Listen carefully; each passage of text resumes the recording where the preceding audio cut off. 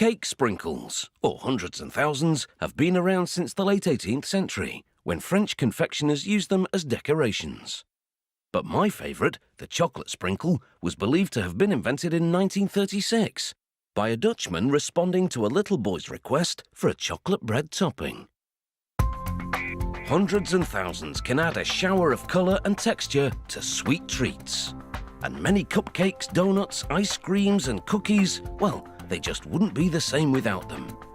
And if you don't believe me, there's the proof of the pudding. Or biscuit. A variety of liquid and powdered food colorants are among the ingredients. Another is shortening. This shortening is added to a mixing tank. Water in the tank is heated as the mixture is gently stirred. Within minutes, the ingredients are dissolved. Powdered sugar is then poured into a dry mixer.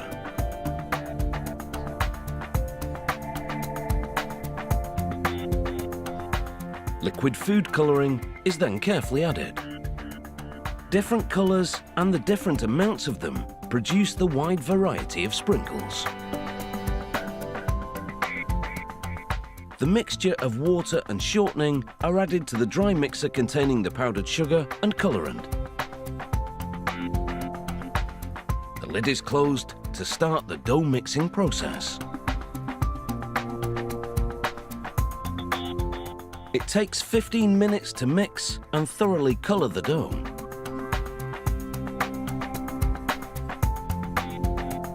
The freshly mixed dough is then pushed along a system of conveyor belts and chutes, which move it towards an extruder.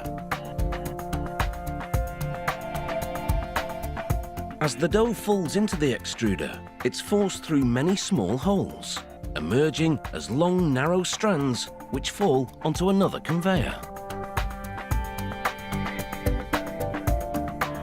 To ensure the quality of the product doesn't vary, room temperature in the production area is kept constant and the humidity is maintained at 50%.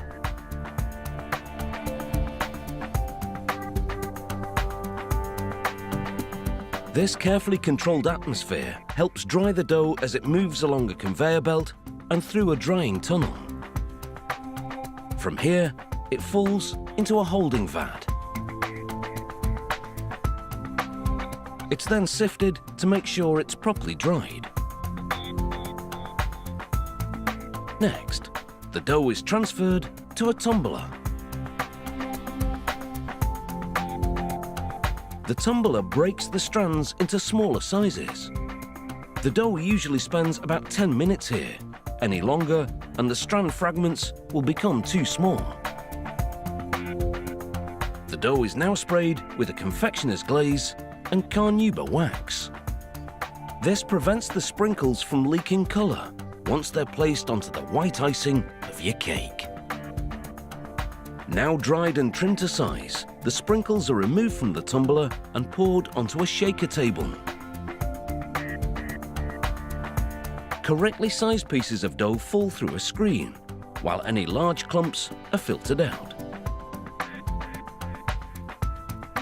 A second conveyor below removes any undersized granules. The sprinkles that make the cut are collected in a plastic-lined packaging tub. The process is repeated for every colour of sprinkle, which are then mixed together in a second tumbler to create hundreds and thousands. The different colours are mixed together for 5 minutes before quality control steps in to ensure the variety of colours is consistent. Once thoroughly mixed, the sprinkles are ready for packaging.